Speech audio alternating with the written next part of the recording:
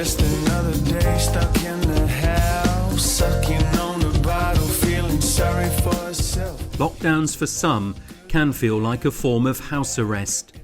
Duane Carker's new single with his band Man a Lion charts the heavy drinking and despair he felt at home in Sydney with his girlfriend.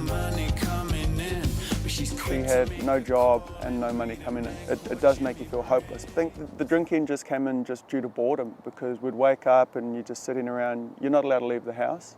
A bit of cabin fever, and then we just feel like it was something to do, just to sort of numb yourself. COVID-19 is causing untold levels of anxiety, loneliness and frustration.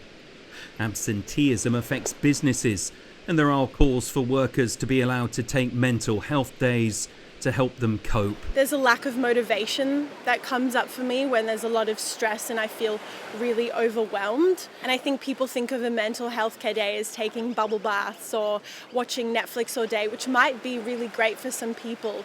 But I think the importance is to really have the me time and to seek out professional help.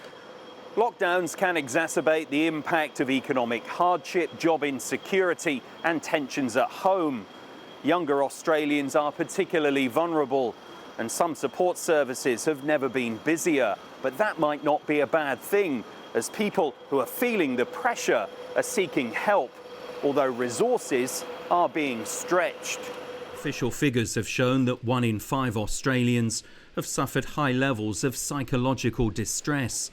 The longer-term consequences could be dire. We have been saying since the pandemic started here in Australia that the aftershocks and the long tail of the mental health impacts will be not just long, but actually really deep.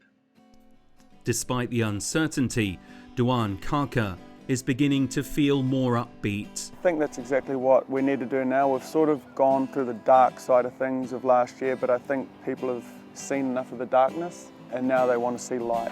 But the gloom is persisting, and there's no clear path out of lockdown for millions of Australians. Phil Mercer, BBC News, Sydney.